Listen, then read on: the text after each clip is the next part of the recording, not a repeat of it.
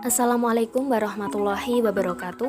Kami dari kelompok 2 akan mempresentasikan hasil kinerja dari kelompok kami, yaitu dengan judul materi Ideologi Jerman dan Ideologi Indonesia. Anggota dari kelompok 2 terdiri dari 1. Mega Humairah, 2. Renci Dwi Aulia, 3. Sefira Dwi Nur Aulia, 4. Maharani Mauludina Sidansi, 5. Sheila Mei Putri Windrayani, 6. Rimbayani Dia Puspita, 7. Muhammad Fani Husni Adin. Pokok pembahasan dari materi ini terbagi menjadi 6 bagian. 1. Jerman pada masa Perang Dunia II. 2. Reunifikasi Jerman. 3. Ideologi Jerman pasca reunifikasi. 4. Cara Jerman mempertahankan ideologinya. 5. Ideologi di Indonesia. Dan ke-6. Perbandingan ideologi Jerman dan ideologi Indonesia. Jerman pada masa Perang Dunia II. Pada akhir Perang Dunia II, pasukan sekutu pemenang perang membagi Jerman dan Berlin menjadi 4 zona. Di tahun 1949, Amerika Serikat, Inggris, dan Prancis mengkonsolidasikan zona-zona mereka ke dalam Republik Federal Jerman atau Jerman Barat, yang berdaulat dengan berideologi liberalis kapitalis. Sementara, zona Soviet menjadi Republik Demokratik Federal atau Jerman Timur di bawah ideologi komunis. Pada tahun 1961, dibangunlah Tembok Berlin sebagai pemisah antara Jerman Timur dan Jerman Barat. Tembok tersebut menjadi simbol Perang Dingin dan pembagian Jerman. Reunifikasi Jerman. Latar belakang reunifikasi Jerman. Jerman Timur di bawah pengaruh Uni Soviet. Dalam perkembangannya, negara di bawah Uni Soviet menjadi negara komunis dan Jerman Barat menjadi negara demokrasi dengan paham liberalnya yang banyak memberikan kebebasan bagi masyarakat.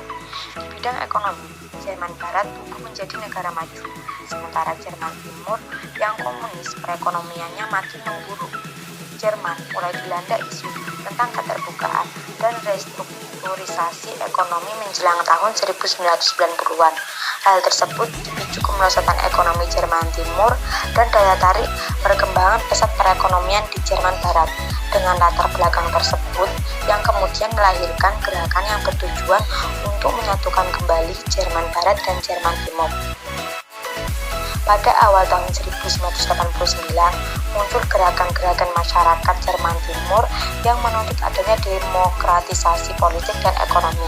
Rezim komunis Jerman Timur di bawah Erich Honecker tidak mampu membendung gerakan reformasi yang dilancarkan demonstran. Demonstrasi ini memuncak pada tanggal 9 November 1989 dengan penghancuran tembok Berlin. Penghancuran tembok Berlin menandakan keruntuhan dari rezim komunis di Jerman Timur. Berikut faktor-faktor pendorong reunifikasi Jerman. Yang pertama, kegagalan kebijakan Glasnost dan Perestroika di Uni Soviet.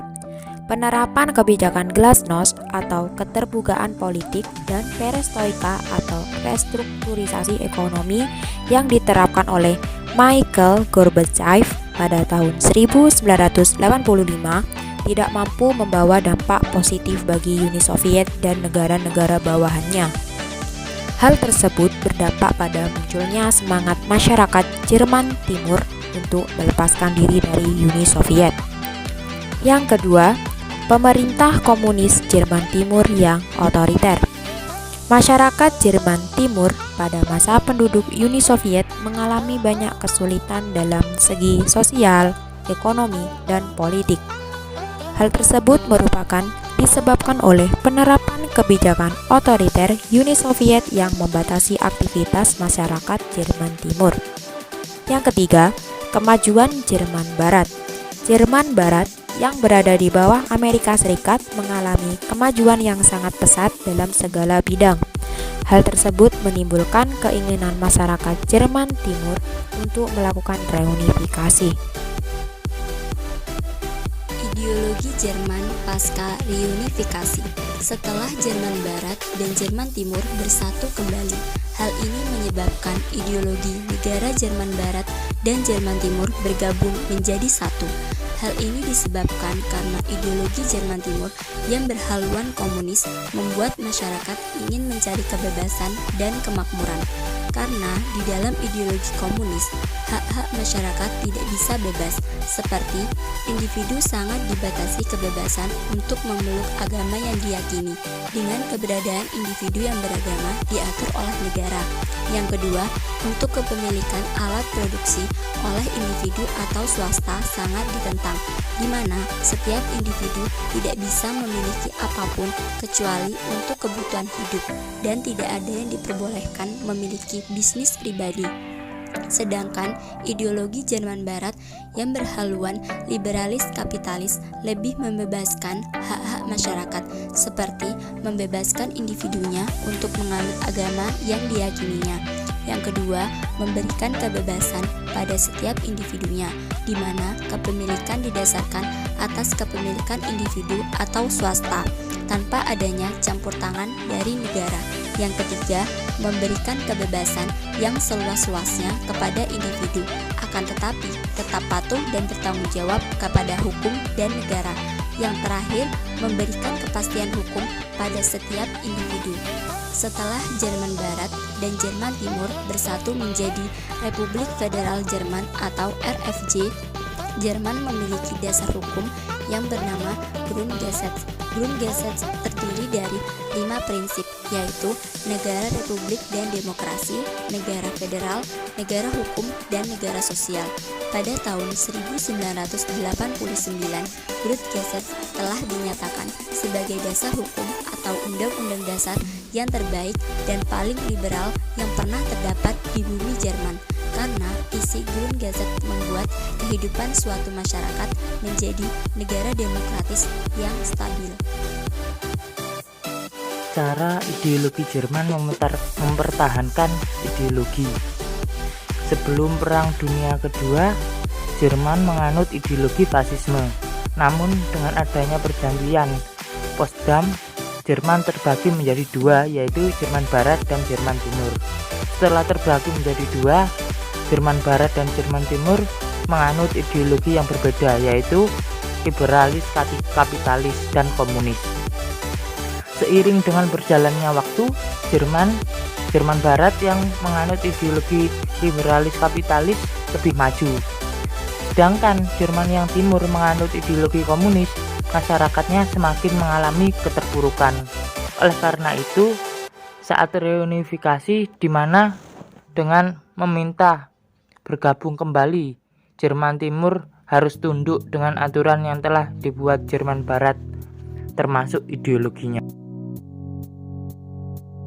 Pancasila adalah ideologi dasar dalam kehidupan bagi negara Indonesia. Visi misi atau arah dan kehidupan berbangsa dan bernegara Indonesia ialah terwujudnya kehidupan yang menjunjung tinggi ketuhanan, nilai kemanusiaan, persatuan, kerakyatan, serta nilai keadilan. Sebagai ideologi terbuka, Pancasila harus mampu menyelesaikan diri dengan zaman. Makna Pancasila sebagai ideologi terbuka adalah nilai-nilai dasar Pancasila dapat dikembangkan sesuai dengan kehidupan bangsa Indonesia dan tuntutan perkembangan zaman dengan memperhatikan tingkat kebutuhan dan perkembangan masyarakat Indonesia serta tidak keluar dari eksistensi dan jati diri bangsa Indonesia.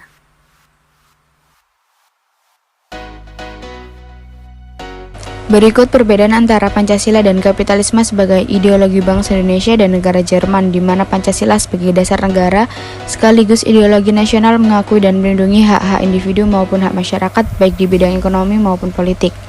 Hak-hak milik pribadi dan hak umum yang sesuai dengan nilai luhur dan cita-cita bangsa Indonesia, seperti nilai adat istiadat kebudayaan, nilai moralitas dan pandangan hidup bangsa Indonesia.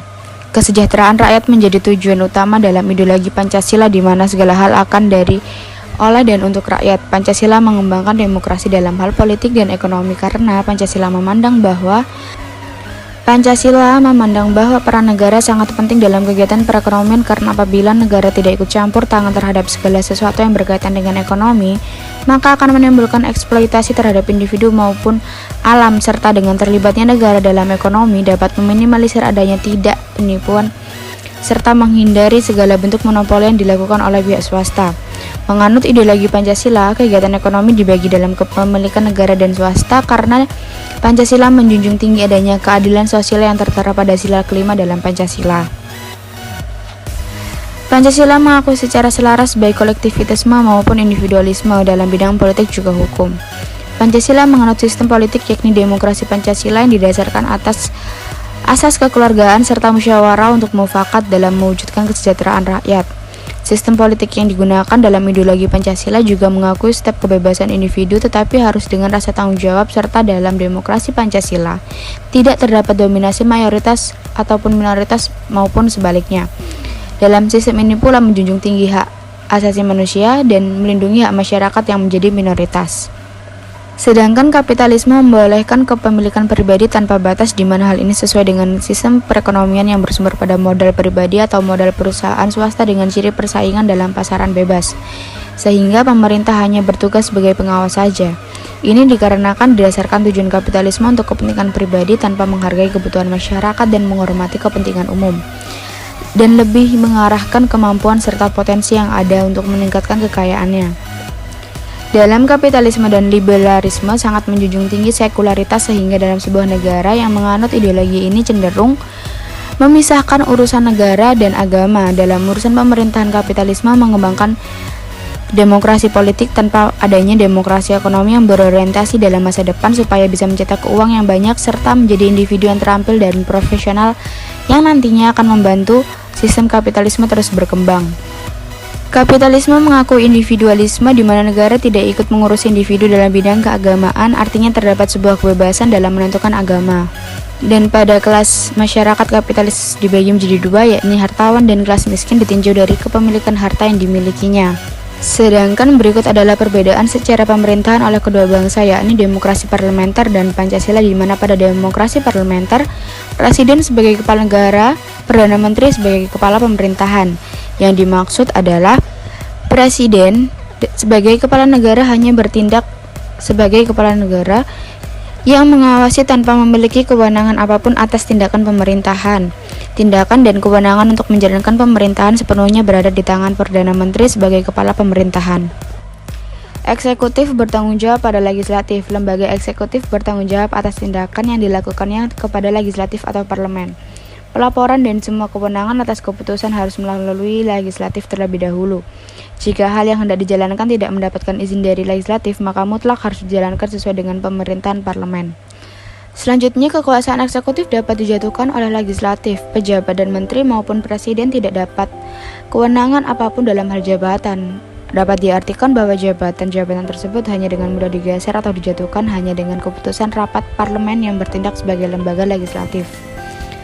Hak prerogatif dimiliki Perdana Menteri. Hak prerogatif Perdana Menteri adalah istimewa yang dimiliki seorang Perdana Menteri mengenai hukum dan undang-undang di luar kekuasaan badan perwakilan. Pada sistem parlementer, Perdana Menteri memiliki hak prerogatif untuk mengangkat dan memberhentikan pejabat atau menteri yang memimpin departemen dan non-departemen. Selanjutnya, eksekutif ditunjuk oleh legislatif. Eksekutif yang bertindak membantu kerja presiden dalam tata pemerintahan ditunjuk berdasarkan keputusan legislatif. Parlemen yang berwenang menentukan siapa yang berhak menduduki jabatan di lembaga eksekutif presiden. Presiden sendiri dipilih berdasarkan seleksi menurut undang-undang yang berlaku di negara tersebut. Lalu menteri bertanggung jawab pada legislatif. Kebijakan seorang menteri selain harus melalui izin dari lembaga legislatif juga harus dipertanggungjawabkan kepada pihak legislatif. Hal ini yang terkadang menimbulkan semacam kesenjangan kekuasaan. Kesenjangan kekuasaan yang dimaksud adalah berkurangnya penghargaan kinerja dari kedua lembaga tersebut, bahkan dapat terjadi silang pendapat dan saling lempar tanggung jawab. Akibatnya rakyat yang menanggung resikonya dengan berlama-lama menunggu keputusan keduanya. Dan dalam demokrasi parlementer kedudukan lembaga legislatif lebih kuat. Lembaga eksekutif memperoleh legitimasi demokrasi hanya dari lembaga legislatif yakni parlementer. Legislatif terpilih memilih kepala pemerintahan dan mencopot Perdana Menteri dengan memberikan mosi tidak percaya. Kepala negara atau presiden berbeda dari kepala pemerintahan yakni Perdana Menteri dan keduanya memiliki tingkat kekuasaan yang berbeda. Namun dalam kebanyakan kasus presiden hanyalah raja yang tidak memiliki kekuasaan seperti di Inggris atau kepala adat istiadat seperti di India. Sedangkan demokrasi Pancasila, Indonesia adalah negara hukum. Seluruh tindakan apapun harus dilandasi oleh hukum. Persamaan kedudukan dalam hukum bagi semua warga negara harus tercermin di dalamnya. Yang kedua, Indonesia menganut sistem konstitusional atau hukum dasar dan rakyat sebagai pemegang kekuasaan tertinggi negara. Pemerintahan berdasarkan sistem konstitusional atau hukum dasar dan tidak bersifat absolutisme atau kekuasaan yang mutlak tidak terbatas.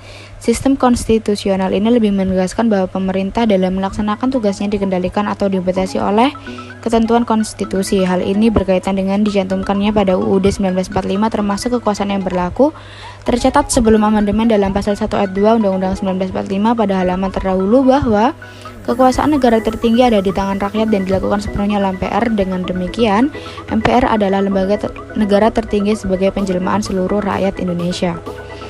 Setelah amandemen, bunyi pasal 1 ayat 2 Undang-Undang 1945 menjadi kedaulatan berada di tangan rakyat dan dilaksanakan menurut Undang-Undang Dasar. Presiden adalah penyelenggara pemerintah tertinggi di bawah MPR. Di bawah MPR, Presiden ialah penyelenggara pemerintahan tertinggi. Selain diangkat oleh majelis, Presiden juga harus tunduk dan bertanggung jawab kepada majelis. Presiden adalah mandataris MPR yang wajib menjalankan putusan-putusan MPR. Dan terakhir, Menteri Negara adalah pembantu Presiden dan tidak bertanggung jawab kepada DPR. Presiden memiliki wewenang untuk mengangkat dan memberhentikan Menteri Negara. Menteri ini tidak bertanggung jawab kepada DPR tetapi kepada Presiden. Berdasarkan hal tersebut, berarti sistem kita adalah kabinet kepresidenan atau presidensial.